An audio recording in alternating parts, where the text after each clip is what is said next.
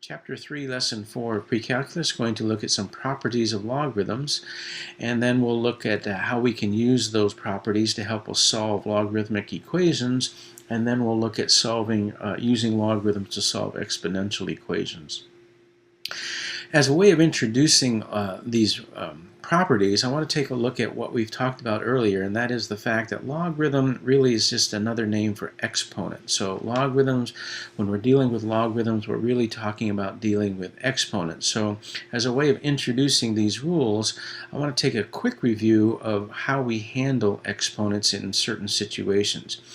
In other words, if I have the same base, let's say 3 squared, and I'm multiplying it by another number, 3 to the 5th, let's say, what do we do with the exponents? Well, the base remains the same because the base is the same in both, and I simply add these exponents.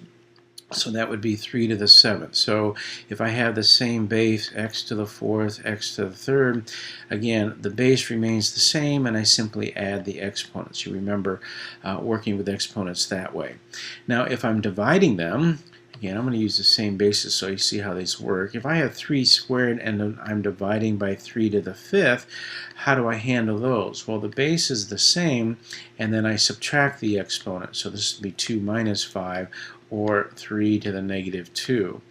Okay, and the same thing if I have x to the 4th and I'm dividing by x cubed, again x, and then I subtract the exponents, so this would be just x to the 1st power.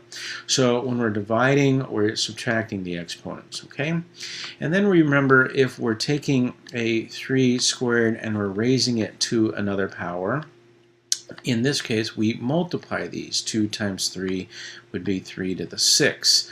Or if I have x to the 4th and I'm raising that to the 3rd power, I multiply these, so this would be x to the 12th. So if you remember those properties of exponents, then and you remember that logarithms is simply exponents, then these rules should make sense to you in how we apply those. So let's take a look at those. So the product rule says blah, blah, blah, blah, blah. That's what it says. Basically what it says is this. If you have the logarithm of a base and you're multiplying these together, then what do you do with each of the exponents? You add them together. So r is a number, okay, and s is a number, okay. So I'm taking the exponent of the r and I'm adding it to the exponent of the s, okay. So this is, remember, what's the exponent of the same base of two different numbers? What do you do with them? Well, you take the exponent of the r number and you add it to the exponent of the s number, and that's how you handle those exponents. So again, here's log base 2, 8 times x times y. So you take the exponent of the 8, you add it to the exponent of the x, and then you add it to the exponent of the y. So remember, logarithm is simply another word for exponent. So if you're multiplying numbers together, what do you do with the exponents of those? Right? You add those together. So that is the product rule. Okay, and again, that ties into what we do when we multiplying the same bases. That's how we handle the exponent. Quotient rule. Quotient simply means division. And again, if you're taking an r number and dividing by an s number, then what do you do with the exponents? You take the exponent of the r and you subtract the exponent of the s. So again, we're subtracting. So if we take the natural log of an x divided by y, that means you take the exponent of the x and you subtract the exponent of the y. Remember, logarithm just means exponent. Okay, and then the last one, the power rule. You're raising a power to a power. An exponent to another exponent. So if you're taking an r number and you're raising it to another exponent, then you take this exponent here, c, times the exponent of the r. Remember, this means the exponent of this r number, of this r value.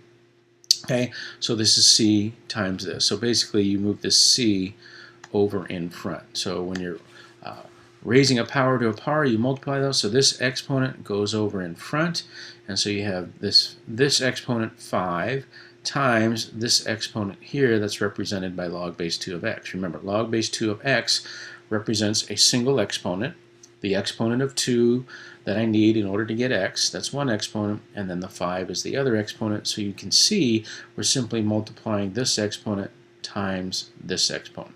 Okay, so those are the properties that apply to logarithms or exponents, which tie into something that we've worked with before. The change of base is a little bit different, so we'll talk about that or spend a little bit more time talking about that. Now, the change of base, here's what it is, how it's defined in your book. If you have log base b of x, you can rewrite this as the log of x, okay, or the common log of x over the common log of the base. So basically you have this log of this value over the log of the base. Now, and the reason we have to do this, because if this base is anything other than 10 or e, then we don't have any way of calculating it on our calculator, and so we want to change it. And we can use this change of base using either common log, a base 10, or a natural log in order to change it to something that we can calculate. So here, in this quick example that we have here, let me scroll this up a little bit.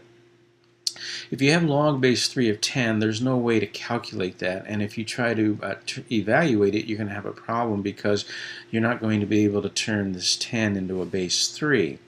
Okay, so as a way of handling that, we can either take the common log of the 10 over the common log of the base, so log 10 over log 3, or you can take natural log 10 over the natural log of the base 3, and either one of these can then be calculated on your calculator. This is a common log, which you can use the log key for, and this is a natural log, which you can use the natural log key for. So in changing it to a base that we can use, we're able to then evaluate it with our calculator. Okay, so those are the properties of logarithms, and in the next video I'll do a number of examples using each one of these properties, so then you can watch as many of those examples as you need, and then once you think you have a feel for it, then you can go ahead and do your homework.